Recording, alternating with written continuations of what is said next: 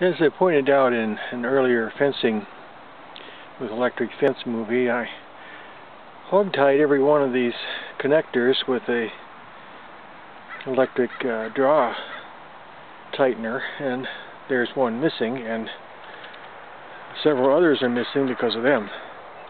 This is the first day, February 14th, that I've tried to do a little bit of training to see what they would do, and there are sagging lines and some other movement that I've had in the last 60 minutes or so to set things right after they had some learning process go on that, what's this? Well, we'll just challenge this, and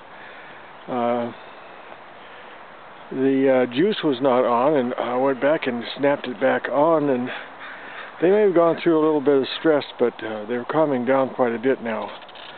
It was my intention to get them out of their paddock area over here and then through a gateway down by the power post and move them across this piece of grass, which they didn't have a lot of difficulty doing because I was dragging along a little can of their pellets as well as a little bit of hay in their half-barrel feeder. Well, that got their interest and it moved them out here, but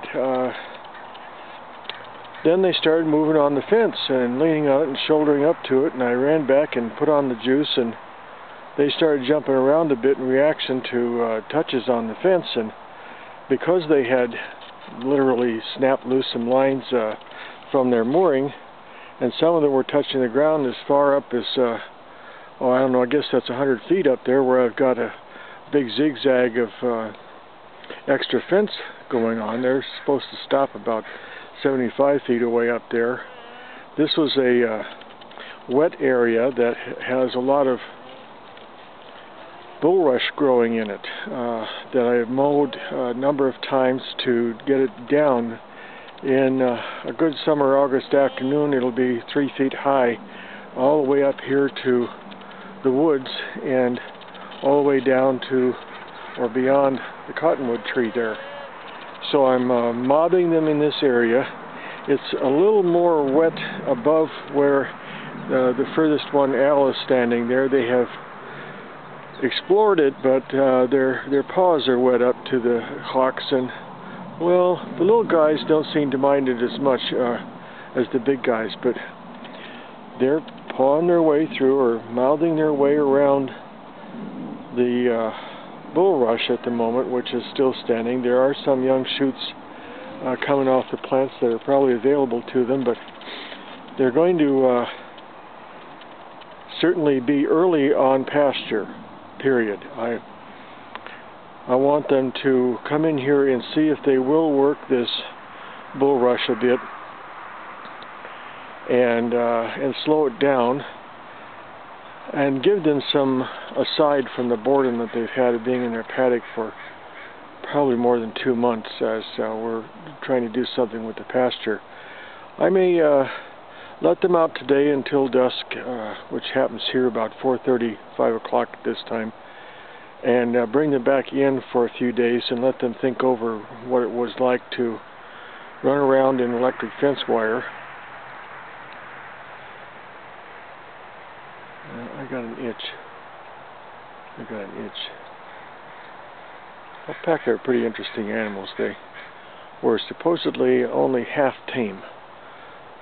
The Peruvians and others were only interested in them for their fiber because they didn't make a suitable pack animal as the llama did. And so they were isolated into groups of color.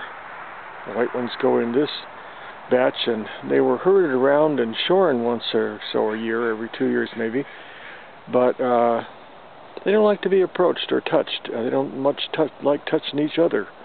Members of the camel family, and we process their fiber here on our farm.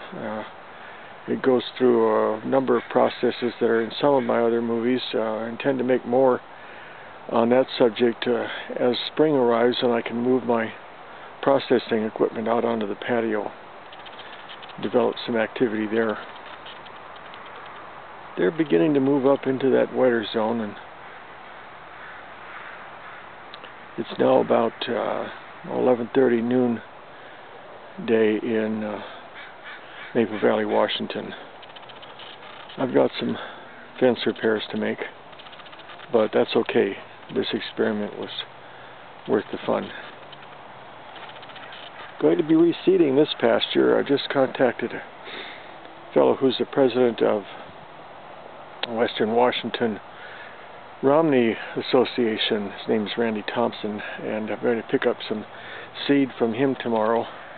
Mixture of orchard grass, timothy, perennial and annual rye, and reseed some of that. I did do an aeration on it with the aerator off the lawn tractor several months ago, and of course the present it's covered with leaves. I might benefit from dragging some leaves around, but I'm going to overseed as much of this area as is practical for me this year, and let these guys out into the world every now and then.